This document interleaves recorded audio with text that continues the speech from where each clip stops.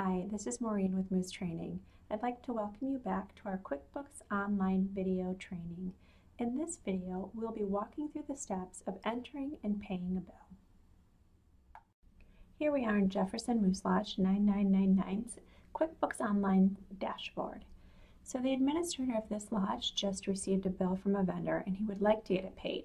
But the very first thing he must do before he can pay that bill is to enter that bill into his QuickBooks Online account. So to do so, he's going to head over to this Add New button. Then once in, he's going to scroll over to where he sees Vendors and go down until he sees Bill, click on Bill, and that will bring up the bill form for him to complete. The vendor for this particular bill is Better Brands, and after that autofills with the information that he has already entered for that particular vendor, we're going to check to make sure the terms are correct, and in this case, yep, it is a net 10 bill. The billing date is December 9th, and QuickBooks Online is going to automatically populate that due date based upon your net terms. So that all looks good to me. We just need to enter the invoice number, and then we can go down and put the details of the bill. So the first item for which he is being billed by Better Brands is for his kitchen paper supplies. So we're going to scroll down until we find these dinnerware expenses. And for this particular month, he had about $200 in dinnerware expenses. He also had silverware on this bill, so we're going to find that item and enter that as well at $150.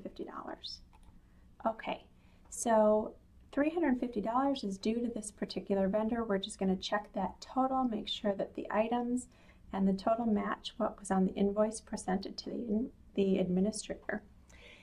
If for some reason I happen to make a mistake with these entries, I can certainly click on clear lines and those will be removed and I could start again. As I mentioned before with deposits, if you watch that video, I can also just completely cancel out of this bill that I'm creating.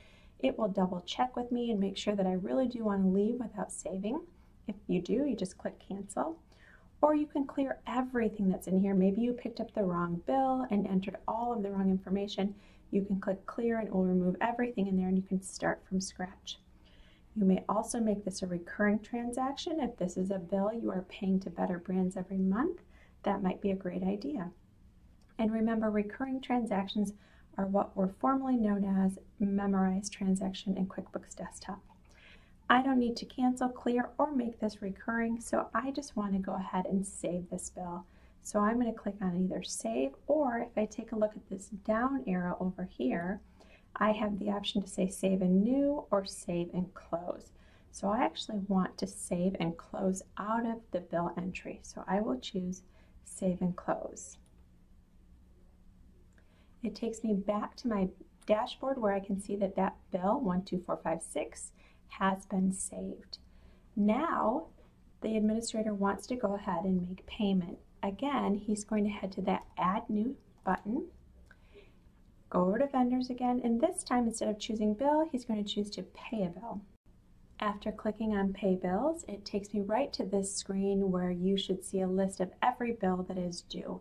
In this case, the administrator or the lodge only has one outstanding bill, and that is the one we just created to Better Brands. Before I do anything else, I want to make sure that I have the correct payment date up here. That's today's date.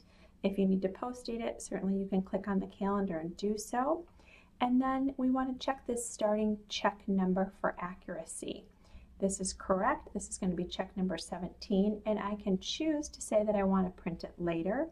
In my case, I'm going to go ahead and print the bill, but before I can do that, I need to click on the one that I want to pay and print. So I'm going to click on Better Brands, and then I'm going to go over here to where you see this green button that says Schedule Payments Online.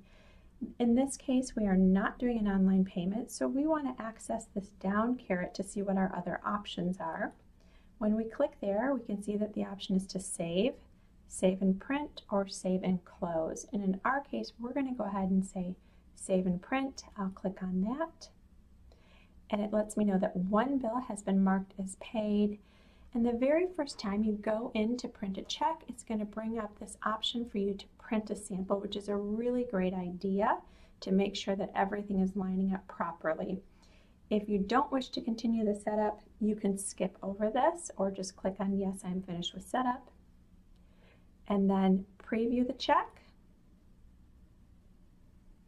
That's what my check is going to look like, and then I may go ahead and say print. And there we go. You have now officially entered a bill and paid a bill. Thanks for watching.